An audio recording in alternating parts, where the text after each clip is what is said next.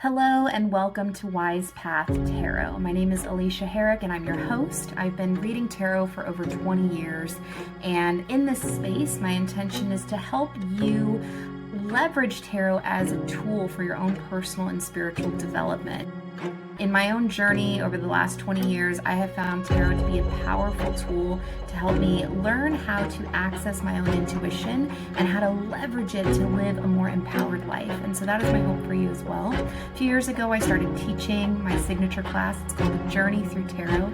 And maybe one day you'll join it too. But here in this space, I'm going to be sharing weekly insights, spiritual insights that can help you ground into your body, access your intuition, and lead a more intuitive life.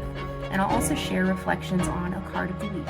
So if you want to learn more about tarot, learn how tarot can be a powerful tool in your own life, I invite you to stick around and hang out with me here at Wise Path Tarot.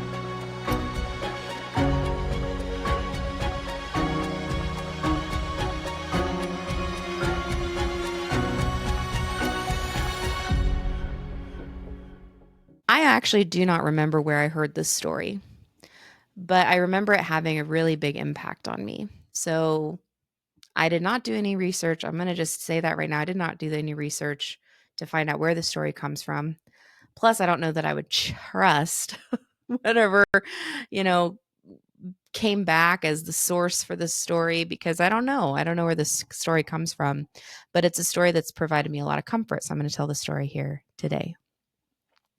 So once upon a time, there was a man and he had a family, and they lived in a village, and they had one horse.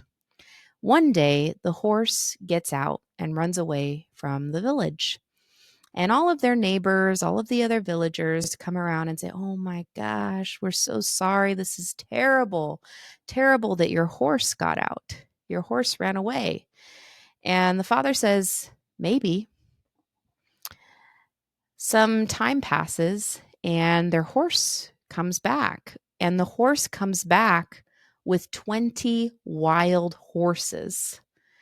And the villagers are losing their minds. They're like, "Oh my gosh, what a blessing on your family. How great, how lucky, how fortunate that all of these horses have come into your life." And the father says, "Maybe." And a couple weeks later, his eldest son is out trying to train and break these wild horses. And in this work, he gets injured. He ends up breaking both of his legs. And all the villagers and the neighbors come around and say, "Oh my gosh, I'm so sorry. This is terrible. This is horrible. What horrible, you know, difficulty for your family." And the father says, "Maybe." And about a month later, the general comes into town, comes into the village, and they're gearing up, they're drafting soldiers for an upcoming war. And he says, "I want all young, able bodied men to report for duty." And all the villagers say to the father, "Oh, you're so lucky. Your son doesn't have to go to the war." And he says, "Maybe." And that quality, that's the end of the story. We don't really know what happens after that. But the sentiment, I think is pretty clear. We don't know what's going to happen. And every time we kind of twist our minds into predicting, what we're actually doing is we're narrowing our possibilities of what could occur. And so that narrative, that story has really, really helped me to hold all possibilities at all times. Things could occur that are bad and we could perceive them as bad, or they could be a blessing in disguise, or some people call the silver lining. We don't know what's going to happen. And I think it's really important, at least for me in my practice, I want to be careful with what narratives and visions I am attaching to. What stories and predictions am I predicting of what will happen? I don't know what will happen. But I have such a belief in people. I have such a belief in people wanting to do right by each other. And one example of that is I'm quite a ways away from the fires, thankfully, but still wanted to do something to help. And so there's this really great program called Mutual Aid LA and our community, and they are really dedicated to educating the community on what resources are available. And so they have this spreadsheet, and on this spreadsheet, I was looking at it today of places that were still accepting donations. We had some food, we had some pet food, some pee pads that we're no longer using. And so some things that we knew, someone would need. And so I was looking up places to donate, and there's this place called the Dream Center LA. And it was saying, yeah, we're going to accept all these different things. I didn't know what the Dream Center was. I didn't even look it up, but I knew that they were accepting donations today. And so my cousin and I drove over there after our church service that we went to. And as we were pulling up, I just wanted to do a little bit more digging and wonder, like, oh, what kind of organization is this? What do they do? What do they believe in? Because it is important to me that I support organizations and places that are aligned with my values. And regardless, even before this, the line to get into this place was huge. There were so many people coming. There was traffic, back to back traffic for 2 blocks getting into this place. And so I was just so moved even before getting to the location of how many people were willing and bringing things to help each other. And then as we got closer, a gentleman comes up to my car and he's like, okay, how you guys doing today? I said, yeah, we're here to drop off donations. Thank you for your efforts and your time today. And he says, yep, you're in the right place. Just stay the course. You're in the right place. And we drove in, and I am checking the website, and it had mentioned something in Christ, some Christian group. And it gave me pause for a moment, because I think that Christianity has had a lot of rightful criticisms over the years. And I personally am not a Christian.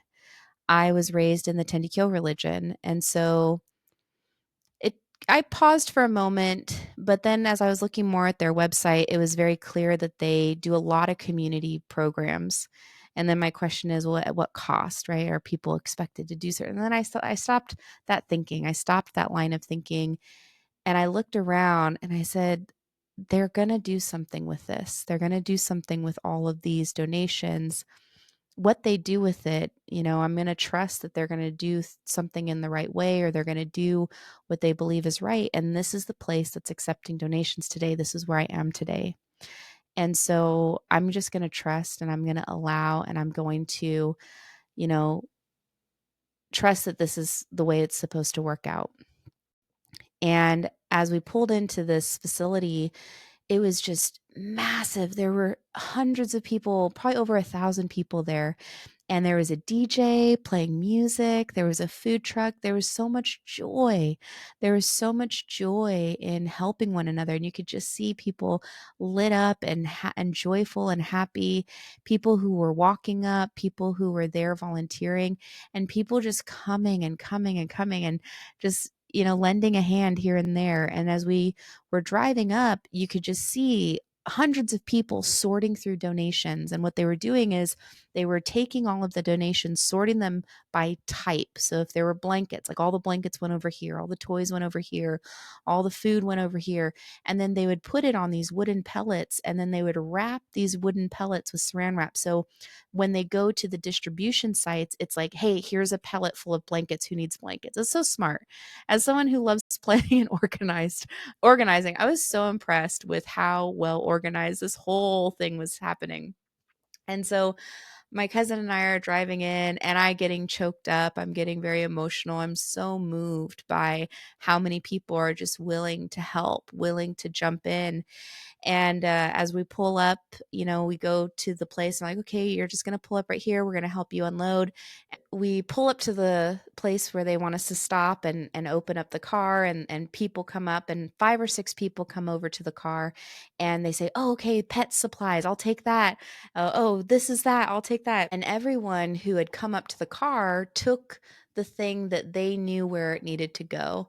And it was just such a beautiful, from a leadership perspective, because I do a lot of leadership training and leadership coaching, what I saw was that every person was empowered to do their job, and they felt like they were the expert, or they felt like they were the one that knew what to do. And so all these people who came to the car knew exactly what to do with what we had. And it was just such a really impressive and beautiful experience. And then they just ushered us out. "Thank you so much for your donation. Thanks for coming." And everybody was just so happy and so joyful to be of service, to the community. And everyone knew why we were there. Everyone knew why they were there and what was important to them. So it's just a really inspiring experience. And then later, I was watching a video about this place called the Dream Center in Los Angeles. And I think it was the pastor, and it was just him talking about, let's say yes as much as possible. Let's say yes as much as possible. If people want to bring things, yes. If people want to volunteer their time, yes. And we'll figure it out. We will trust and have, I think he said something like, we'll believe in God, or we'll believe and have faith in God. And earlier in the day, I was at my own family's church, the Tendicare Church, and my aunt had prayed for me because I've been having some shoulder pain.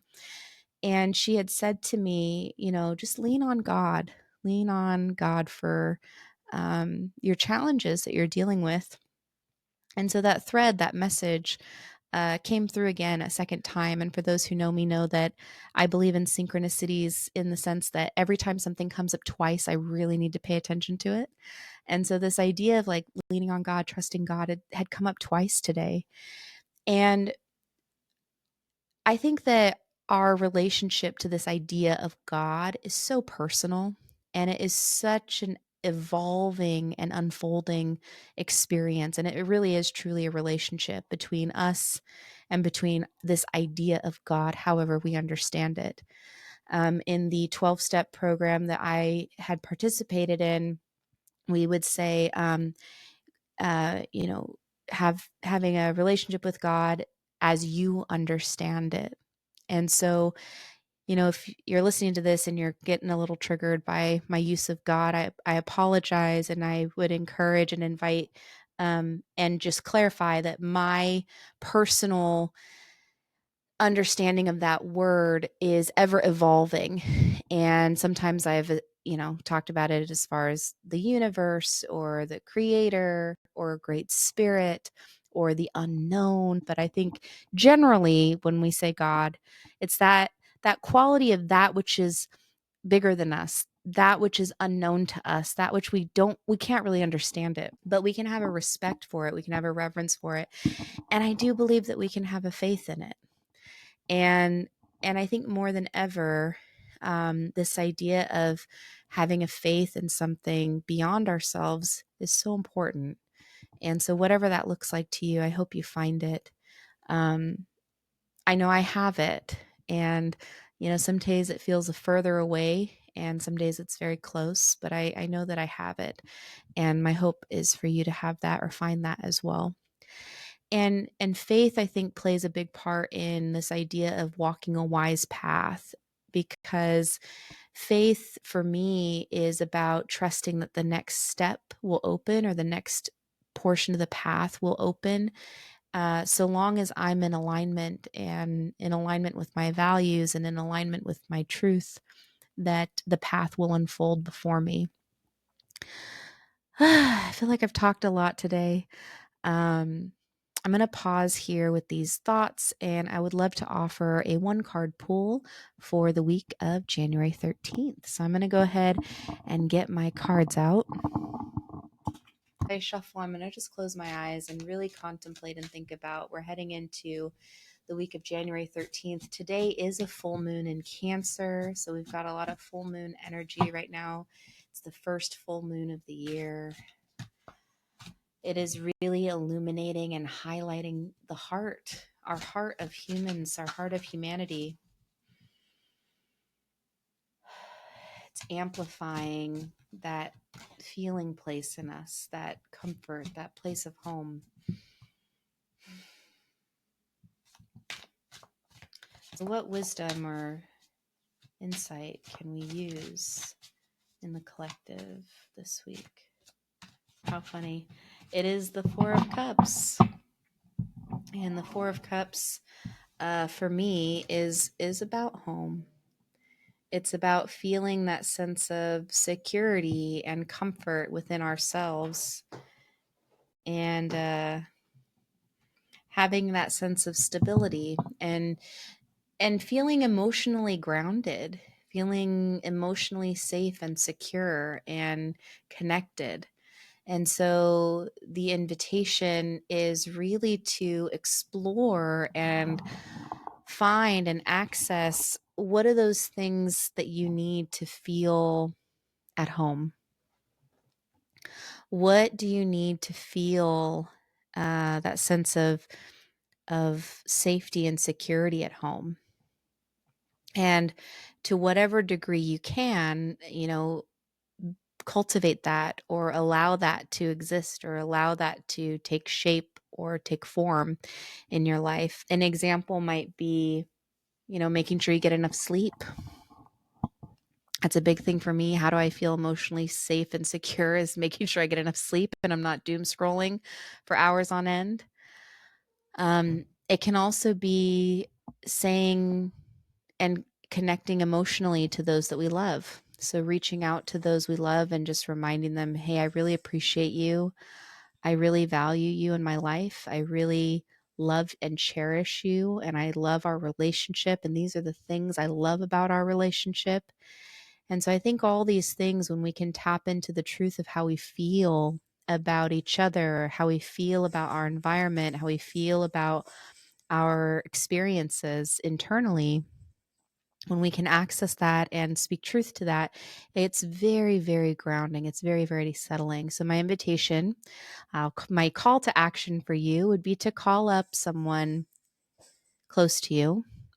And maybe it's a friend, maybe it's your partner, maybe it's a loved one, a family member, and just tell them that you love them and that you appreciate them, and the truths of how and why. What is it about them that you want to illuminate and shed light on for them? And what do you want to say specifically about them, and how they relate to you, that is really meaningful and makes you feel good? So that'll be my call to action for you this week. Yeah. So with that, this is the end of this episode. Again, my name is Alisha Herrick. This is the Wise Path Tarot podcast. I'm really, really pleased to be in this space with you. My goal is to just share some thoughts every week and pull a card. On Sundays now in Long Beach, you can find me in person at the Elemental Shop. So I will be doing tarot readings generally between 11 and 4 on Sundays starting January 19th. The walk-ins are, of course, welcome, and you can always book directly online. Also, I had been thinking about this for a while and wondering, what can I do to really support the fire relief efforts here in Southern California? And what I want to do is donate 100% of all of my sales from tarot readings for the month of January. So if you get a tarot reading from me through January 31st, 100% of the revenue of that purchase will go to fire relief efforts. I have not yet decided which organization to donate to, but I'm confident I will find one. So you can book 3 different readings with me. You can book a virtual reading directly on my website, wisepathtarot.com. You can book an in-person reading at the Elemental Shop. I'm also doing right now the 4 Seasons Tarot reading. So if you've done this with me in the past, this is a great year, a look at the whole year. So we'll pull a card for the winter, spring, summer, and fall seasons. You'll also get 2 helper cards. And these cards are really intended to help you anchor your attention in each season toward your greatest desire. So, how do you want to feel a year from now? And we use the cards to show you the pathway to get there.